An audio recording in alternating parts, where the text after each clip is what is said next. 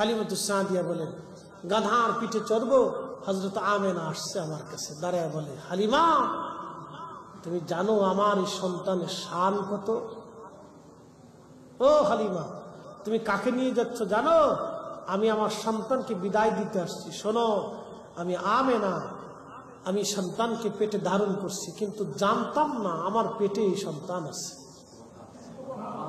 কে জানি রাত্রি স্বপ্নে এসে বলতো, আমেনা রে তুমি অনেক ভাগ্যবতী, তোমার উদরে আখিরি নবী রাহমাতুল লিল আলামিন। আমি বুঝতাম না। আরে আমেনা, হালিমা, আমি জানতাম না আমার পেটের মধ্যে কোনো সন্তান আছে।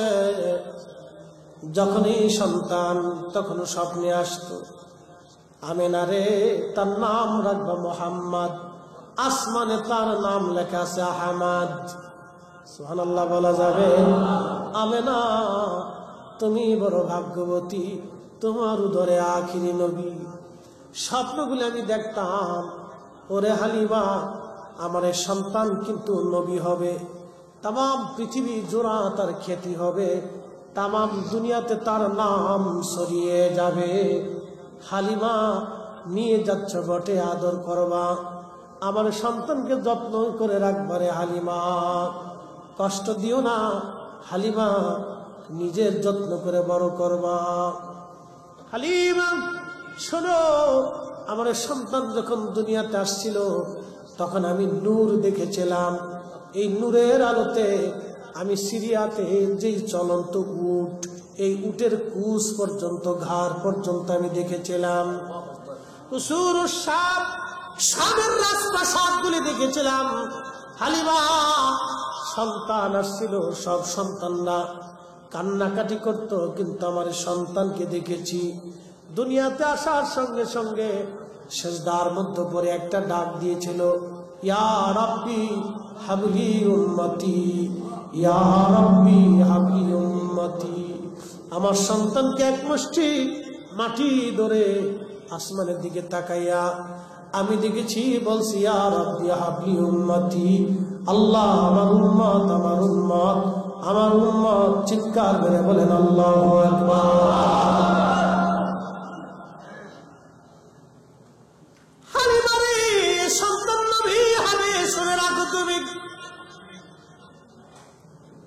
আমার সন্তানের শান বিরাট।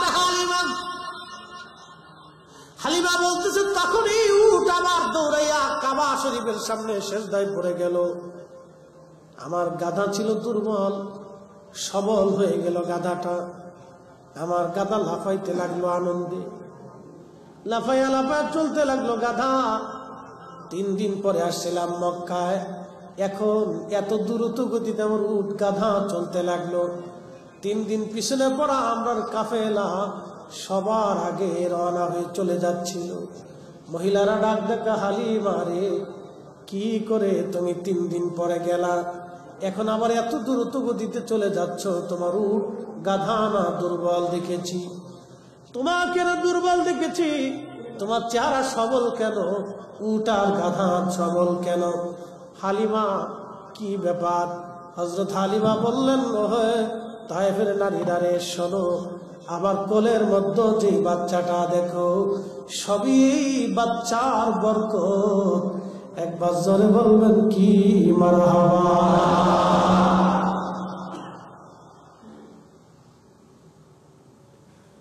হালিমাতুস সাদিয়া বলে, দুনিয়ার মানুষ, আমি আমার নবীকে নিয়ে গেলাম, আমার ছাগল উটের পাগুলি খাবার খেয়ে চলে আসতো, পেট ভরে সন্ধ্যাবেলা চলে আসতো। আমার গাছে ফল হলো, জমিনে ফসল হলো, দুঃখ বেদনা সব গুছে গেল, কোনো অভাব আর আমার রইল না। আমার শুধু বরকত আর বরকত আসতে লাগলো, এত পরিমাণে বরকত হলো। এক পটিয়াবাসী ওয়াজ আমার শেষ। হযরত হালিমাতুস সাদিয়া একদিন আসলেন, তখন আমার নবীজি নবুয়ত দায়িত্ব পালন করতেছেন, কোরআন নাজিল হচ্ছে। নবীজি আসলেন মদিনায়, হালিমাতুস সাদিয়া মদিনায় আসছে। খুব মনোযোগ দিয়েন। মদিনাতে আসার পরে আল্লাহর নবীজি আল্লাহর হাবিব চাদর বিছাই দিলেন গা মুবারক থেকে। ওই চাদরখানা নবীজির সামনে বিছাই দিলেন। হালিমা আসতে লাগছে দেখিয়া নবীজি দাঁড়ায় গেলেন। দাঁড়ায়া গায়ের চাদর নামে নবী বিছাই দিয়েছে। হযরত হালিমাতুস সাদিয়া বসে গেলেন, সাহাবীরা সরে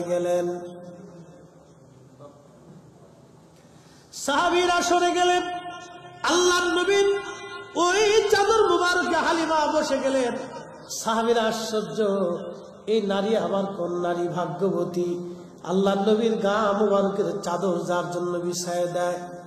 যুবক আমার দিকে তাকান, শুনিয়া যান মাকে কি করে সম্মান করতে হয়। আল্লাহর নবী প্র্যাকটিক্যাল শিখাই দিলেন। গায়ের চাদর কার চাদর জানেননি তিনি হাবিবুল্লাহ? কার চাদর জানেননি? যার খুশিতে আল্লাহ খুশি হয়ে যাবে, যার বেজারে আল্লাহ বেজার হয়ে যাবে, যার ইশারাতে কোটি কোটি উম্মত জান্নাতে চলে যাবে, যার ভালোবাসায় কোটি কোটি বেঈমান ঈমানদার হয়ে যাবে, সেই নবী তার গা মুবারকের চাদর বিছাই দিলেন একজন বৃদ্ধা নারীর জন্য। তিনি অন্য কেউ না, তিনি তার ধাত্রী মা হালিমাতুস সাদিয়া সম্মানের চাদর বিছাই দিলেন। সুবহানাল্লাহ। মাকে কি করে সম্মান করতে হয় নবীজি হাতে করে শিখাই দিয়ে দিলেন, চাদর বিছাইলেন।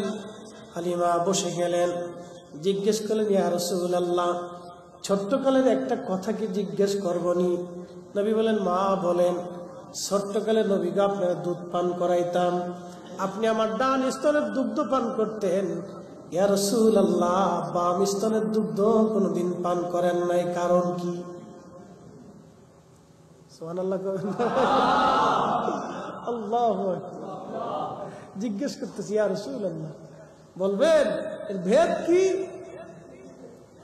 আল্লাহর নবী ডাক দিয়ে বলেন, মা আমি তখন জানতাম। তখন জোরে বলেন,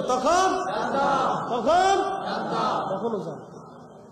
আমি তখন জানতাম আমার এক ধাত্রী ভাই আছে, দুধ ভাই আছে।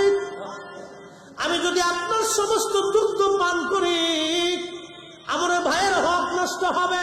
আল্লাহু আকবার। আমার ভাইয়ের হক নষ্ট হয়ে যাবে, এই জন্য আমি আপনার ডান স্তনের দুগ্ধ পান করেছি। মা গো, বাম স্তনের দুগ্ধ আমি পান করি নাই। এটি আমি আমার দুধ ভাইয়ের জন্য আমানত রাখতাম, যাতে আমার ওই ভাইটার কষ্ট না হয়, আমি তার হক নষ্ট না করি। যেই নবীজি ওই শিশুকালেও ভাইয়ের হক রক্ষা করতে পারে, ওই সময় যিনি বুঝতেন ওই নবীর মহান সম্মান নিয়ে, নবীর জ্ঞান নিয়ে, এলেম নিয়ে যারা প্রশ্ন তোলে ওরা আসলেই অরিজিনাল বুকার ঘরের বুকা।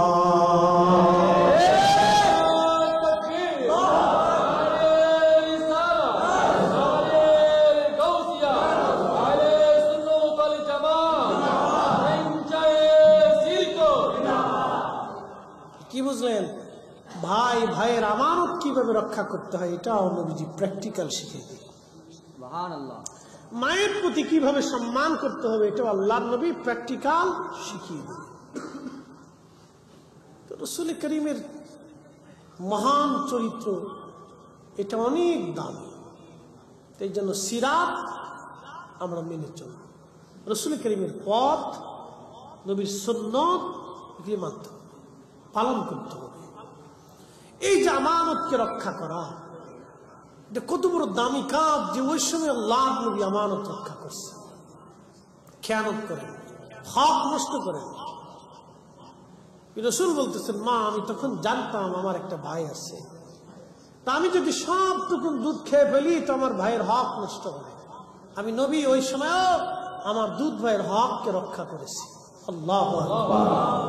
তার আদর্শ যদি আমরা মেনে চলতে পারি আমাদের পুরা জিন্দেগিটা শান্তি। কথা ঠিক কিনা? পুরা জিন্দেগি শান্তি আর শান্তি, শান্তি আর শান্তি। তো প্রিয় উপস্থিতি, এগুলি আমাদেরকে মেনে চলতে হবে। লাকাদ কানা লাকুম ফি রাসূলিল্লাহি উসওয়াতুন হাসানাহ। চমৎকার আদর্শ রাসূলের জীবনে, এগুলি আমাদের জীবনে ধারণ করতে হবে, আমরা পালন করতে হবে। নবীর সুন্নতে নিজের জীবনকে রাঙ্গাতে হবে। আল্লাহ আমাদের প্রত্যেকের তৌফিক নসিব করুন, বলেন আমিন।